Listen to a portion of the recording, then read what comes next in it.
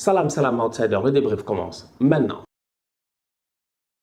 L'Argentine a gagné 5-0 face à l'Estonie. L'Argentine a gagné la finalissima face à l'Italie, championne d'Europe. Franchement, on va être très sérieux. Cet été, Léo Messi était en tournée et en toute honnêteté, il a cru que l'Europe c'était la Normandie parce que le gars n'est pas venu jouer, il est venu faire un débarquement. Il est venu faire un débarquement. Franchement, les Argentins sont venus en mission et ils nous ont montré que leur mission a été accomplie et très bien accomplie. La mission peut être considérée comme étant réussite. Cette équipe nationale d'Argentine-là, quelques semaines avant la finalissima, on va être très sérieux, elle a été attaquée. Elle a été attaquée, franchement, et même moi-même, je me suis senti concerné parce que de la même manière qu'ils ont eu à dire que le football sud-américain n'est pas un football qui est compétitif et que c'est difficile, je pense que c'est Kylian qui parlait et que c'est différent parce qu'il y a plus de concurrence, je pense, en Europe, etc.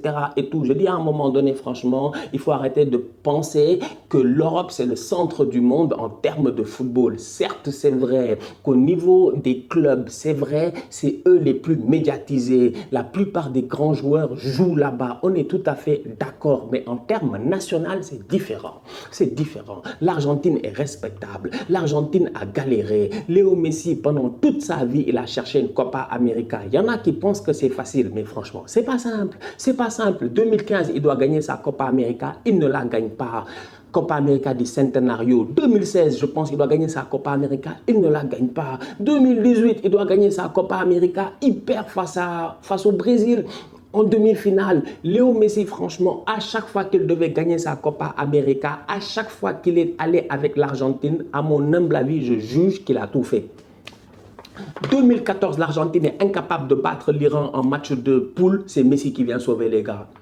Il va jusqu'en finale pour que des Higuaín et des Palacios vendent le match. À un moment donné, il faut qu'on soit très sérieux, je dis. Ce Léo Messi-là, durant toute sa carrière, il s'est battu pour aller chercher un titre continental. L'été passé, il a réussi à l'avoir. Ça a pris du temps, ça a été compliqué. C'est pour cela que je dis que dans la manière à laquelle il est jugé, malheureusement, il y a toujours eu cette épée de Damoclès qui est la Copa América, le titre national, la Coupe du Monde. Franchement, même chez lui, on ne le respectait pas, Messi. Les gars disaient que non, c'est Maradona, paix à son âme, parce que Léo Messi n'a pas gagné de titre continental. Enfin, il l'a fait.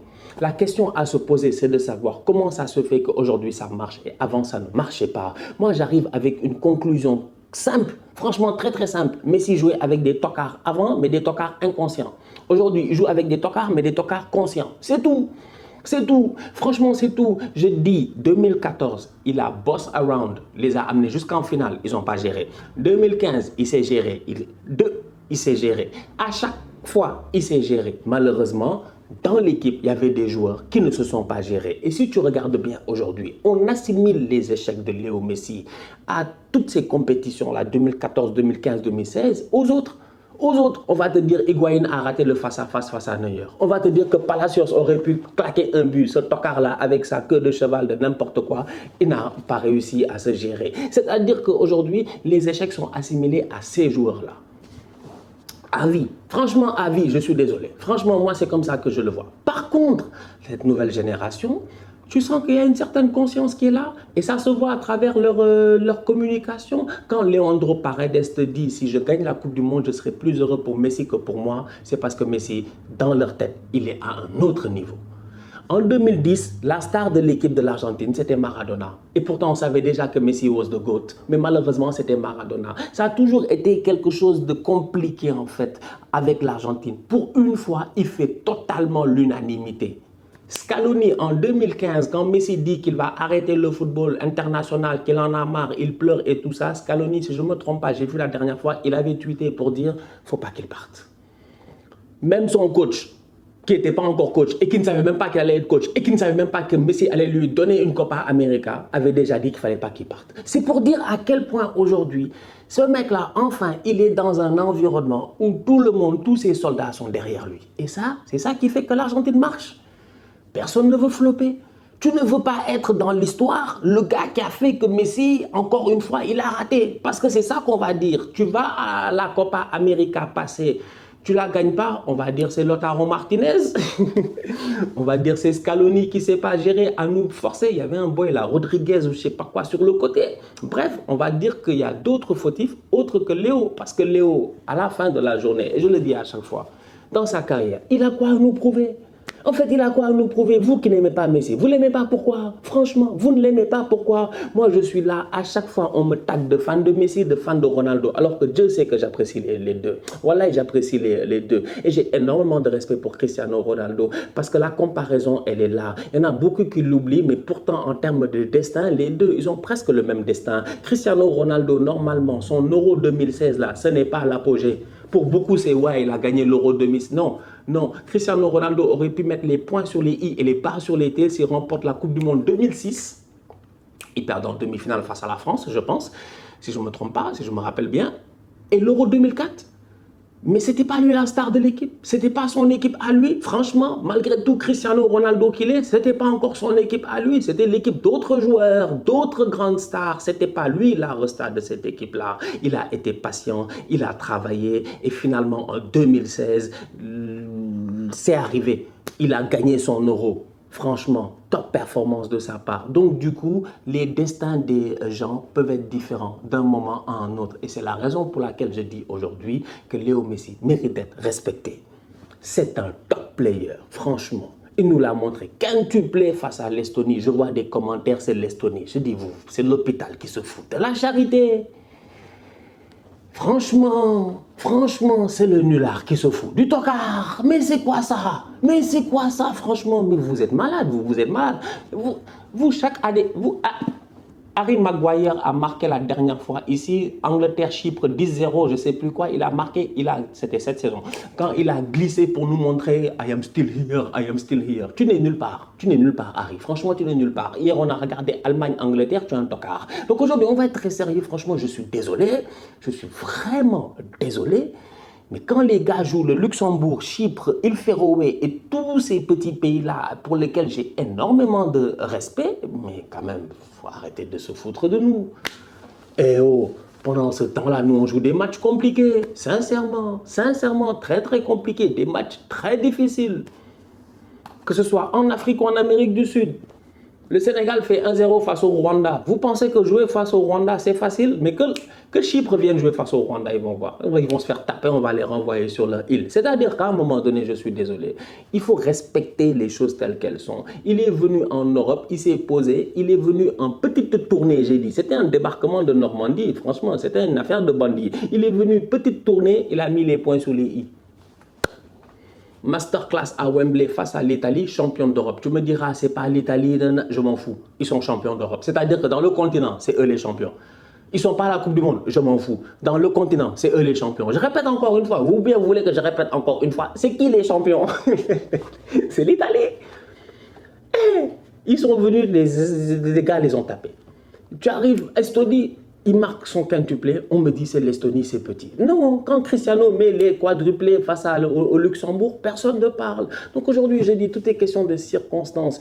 Les guerres en ligne font de telle sorte qu'il y a toujours ce trollage-là entre les fans de Messi et les fans de Ronaldo. Mais la vérité, elle est que chacun a son destin. Et finalement, tu te rends compte que c'est des destins de grands joueurs.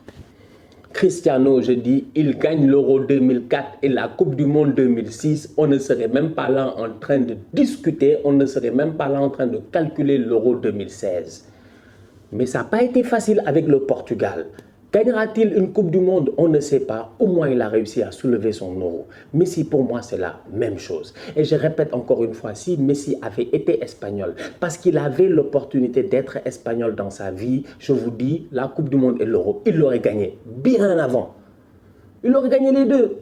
Tu mets Messi dans l'équipe de 2010 là, avec l'Espagne. Il dead ça face à n'importe... C'est Fabregas qui jouait faux neuf. Tu enlèves Fabregas, tu mets Messi, il a dead ça. 2012, la même chose. C'est-à-dire que... Je pense que c'est 2012 où Fabregas joue faux neuf. Mais bref, c'est-à-dire qu'aujourd'hui, il a choisi un chemin différent. Ce chemin-là a été plus compliqué, mais ça ne change en rien sur la grandeur du joueur. Et on arrive à la fin de ces deux carrières-là. Donc, au lieu d'être là à beaucoup polémiquer, mieux vaut en profiter. Franchement, profitons-en. Profitons-en. Ouais, Cristiano Ronaldo a raté sa saison. Messi a réussi sa saison. Cristiano a raté sa saison. Je dis Léo Messi, il a joué 26 matchs, 24 titularisations, 6 buts, 14 passes décisives. C'est respectable. C'est très respectable. C'est très, très respectable. Il y a des joueurs, ils font ça, on dit la saison est excellente, la saison est sensationnelle, la saison est stratosphérique, franchement. Il y a des boys, ils te sortent ça, tu es bluffé. Tu es bluffé, franchement, tu es bluffé. Parce que le ratio est très bon. 24 titularisations, 14 passes décisives, 6 buts pour un boy qui était en dépression, qui n'était pas bien, qui ne mangeait pas, qui faisait des caprices, qui en avait marre de Paris, qui voulait rester à Barcelone et tout. Je trouve ça très bon. Parce que le jour où il va être en pleine forme, comme il l'a été récemment avec l'Argentine, mais c'est qu'on est mort, c'est que Paris soulève la Champions League. Je dis, les gens pensent que c'est Mbappé qui va donner la Champions League à Paris. Est-ce que c'est pas Messi même? Cet tocard-là, il est trop fort. Il est dangereux. Il est trop dangereux, franchement. Il est trop dangereux. Il n'était pas bien et pour moi, il a fait une saison correcte. Très, très correcte. Cristiano Ronaldo, c'est la même chose. J'ai eu l'occasion de le dire toute la saison. Collectivement parlant, tu peux parler. Mais individuellement parlant, c'est impossible de discuter avec eux. Parce que ce qu'ils posent, je dis bien en termes de statistiques à l'âge qu'ils ont, c'est extraordinaire. C'est pour ça que je dis qu'il faut avoir du respect pour les deux. Donc il faut arrêter les fausses comparaisons. Eh ouais, non, lui il a mis 4 buts face au Luxembourg, lui il a mis 4 buts face au Lesotho, lui il a mis 4 buts face au Mozambique, lui il a mis 4 buts face à je ne sais pas quoi. Oh, quand même franchement, faut arrêter, faut arrêter, faut arrêter. Il faut admirer les choses telles qu'elles sont. Et aujourd'hui, Léo Messi, franchement, en 2 matchs, taf, il est venu en Europe et il nous a montré que c'est un boss. Il y a une similitude entre le Portugal de 2016 et l'Argentine d'aujourd'hui. Le Portugal de 2016 était un Portugal derrière Cristiano Ronaldo. On a eu l'occasion de le voir lors de la finale. Moi, je me rappelle toujours d'un match qui est juste dans ma tête. Le Portugal-Hongrie 2016, triplé de Cristiano Ronaldo, 3-3. Je ne vais jamais oublier ce match-là. Ce match-là, j'ai regardé, j'ai dit non, en fait, lui, c'est un autre GOAT. J'ai dit lui, c'est un autre GOAT. Lui, c'est le GOAT de la détermination. C'est le GOAT de la détermination. Il est trop déterminé, Cristiano Ronaldo. Alors, Cristiano Ronaldo, il se blesse. Voilà, balayette de Dimitri Payet, il n'a pas eu de chance. Il se blesse lors de la finale, si je ne me trompe pas, au Stade de France en 2016. Il est sur le banc, mais il est coach. Il est leader. Donc tu sens que toute son équipe l'écoute. Les gars le regardent. Ils veulent gagner pour qui? Pour Cristiano Ronaldo. Ciao Moutinho, il ne veut pas frapper le penalty. Ronaldo vient le voir et lui dit, tu vas frapper le penalty, tu vas marquer, tu vas me qualifier. Il l'a fait. Aujourd'hui, c'est la même chose en Argentine. Emiliano Martinez, gardien d'Aston Villa, qui vient et qui parle, qui dit que Messi, quand Messi lui a dit, s'il te plaît, face à la Colombie, il faut que tu me sauves. Je compte sur toi. Emiliano, il a dit que lui, là où il était assis, il s'est dit, mais merde, c'est Messi. Il m'a dit, il faut que tu me sauves. Mais toi, tu es qui pour sauver Messi? Lui-même, il n'y croyait pas. Il n'y croyait pas. Ça l'a motivé, ça l'a déterminé. Il nous a sorti la série penalty du siècle face à Yerry Mina. On n'oubliera jamais. Emiliano Martinez, le même, il dit que quand Messi a fait son... Non, Papou Gomez a dit que quand Messi... Papou Gomez, Alejandro, vous le connaissez, a dit que quand Messi a fait son discours lors de la finale de la Copa América dans le vestiaire face au Brésil, le discours d'avant-match, les gars avaient presque les larmes aux yeux. Ils étaient prêts à mourir. Pour la muerte. Pour Léo Messi. Je te dis, ils sont arrivés à ce stade-là. Ils sont arrivés à ce stade-là, franchement. Ils sont arrivés à ce stade-là. Scaloni est fan de Messi. Tout l'effectif est fan de Messi. Paredes va mourir pour Messi. Et vous-même, vous savez que Paredes, on ne lui a rien demandé. Déjà à Paris, il se bat constamment pour Neymar. Donc c'est pour dire à quel point aujourd'hui, ce collectif-là, pour moi, il me rappelle le Portugal de 2016. C'est peut-être pas les plus forts, mais il y a une détermination qui est excellente. Et même en termes de football, ça, je trouve qu'ils sont un peu plus forts même que le Portugal de 2016. C'est pour dire. C'est pour dire, quoi que Renato Sanchez, tout ça, il a été trop chaud au milieu de terrain. Mais bref. Nani, ouais, Nani, grand joueur. Mais ouais, la similitude, elle est là. Donc attention à cette équipe-là qui enfin a pu se retrouver vers son leader. En fait, ils ont trouvé leur leader spirituel. Et leur leader spirituel, c'est Léo Messi. C'est lui le leader spirituel, technique, tout ce que tu veux de cette équipe-là. Tout le monde croit en lui. Et ça se voit sur le terrain. Je vois les boys, ils se donnent à 400%. Comment il s'appelle le boy là? Ouais, mon bandit de l'Atlético, mon nouveau bandit. Oh, De Paul. Mais De Paul, c'est un fou. De Paul, tu sens que lui, il joue pour Messi. Il y a des boys, tu sens réellement, il joue pour Messi. Et c'est ça que je trouve magnifique dans cette équipe-là.